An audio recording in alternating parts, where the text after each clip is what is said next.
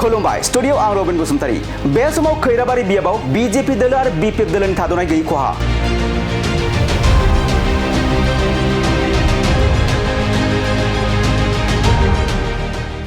BJP आरो BPF नि मददगिरिफोरा BJP आरो बीपीएफ दोलोखौ नागारदों बाबुल बसुमतारीनि दैदेननायाव सान हर जगदान जाफैदों इउपिपिएल दोलोआव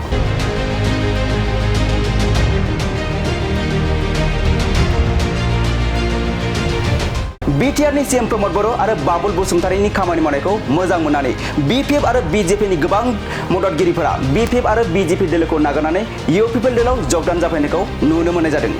नंगौ बीटीसी बिसायख'थिया खाथिनिफ्राय खाथि सौफैगासिनो दं। बे बिसायख'थिनि बारहावाया बीटीसी हालामाव गोख्रोंनिफ्राय गोख्रों बारनो हमदों आरो दोलो सोलायनाय हाबाफारियाबो बे समाव गोख्रोङै सोलिगासिनो दं। थांनाय माखासे साननिफ्रायनो खैराबारि बियाबाव बाबुल बसुमतारीनि दैदेननायाव बीजेपी आरो बीपीएफ दोलोनि मददगिरिफोरा इउपिपिएल दोलोआव जइन जानायखौ नुनो मोनगासिनो दं। थिग बेबायदिनो दिनैबो खैराबारि बियाबाव बाबुल बसुमतारीनि दैदेननायाव बीजेपी आरो बीपीएफ दोलोनि गोबां मावथि सोद्रोमाफोरा प्रमोद बर' दैदेननाय इउपिपिएल दोलोआव जइन जादों।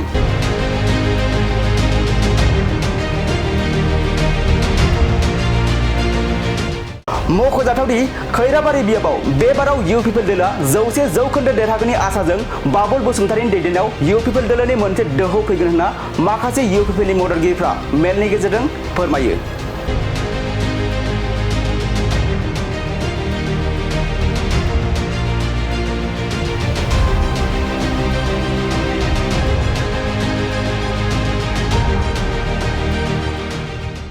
खुलुमबाय स्टुडियो आं रबिन बसुमतारी बे समाव खैराबारि बियाबाव बीजेपी दोलो आरो बीपीएफ दोलोनि थाद'नाय गैयै खहा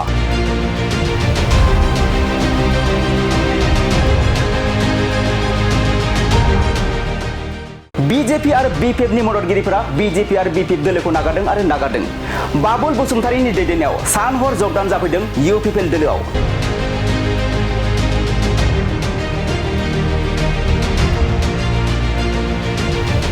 बीटीआरनि सीएम प्रमोद बर' आरो बाबुल बसुमतारीनि खामानि मावनायखौ मोजां मोननानै बीपीएफ आरो बीजेपीनि गोबां मददगिरिफोरा बीपीएफ आरो बीजेपी दोलोखौ नागारनानै इउपिपिएल दोलोआव जगदान जाफैनायखौ नुनो मोननाय जादों। नंगौ बीटीसी बिसायख'थिया खाथिनिफ्राय खाथि सौफैगासिनो दं। बे बिसायख'थिनि बारहावाया बीटीसी हालामाव गोख्रोंनिफ्राय गोख्रों बारनो हमदों आरो दोलो सोलायनाय हाबाफारियाबो बे समाव गोख्रोङै सोलिगासिनो दं। थांनाय माखासे साननिफ्रायनो खैराबारि बियाबाव बाबुल बसुमतारीनि दैदेननायाव बीजेपी आरो बीपीएफ दोलोनि मददगिरिफोरा इउपिपिएल दोलोआव जइन जानायखौ नुनो मोनगासिनो दं। थिग बेबायदिनो दिनैबो खैराबारि बियाबाव बाबुल बसुमतारीनि दैदेननायाव बीजेपी आरो बीपीएफ दोलोनि गोबां मावथि सोद्रोमाफोरा प्रमोद बर' दैदेननाय इउपिपिएल दोलोआव जइन जादों।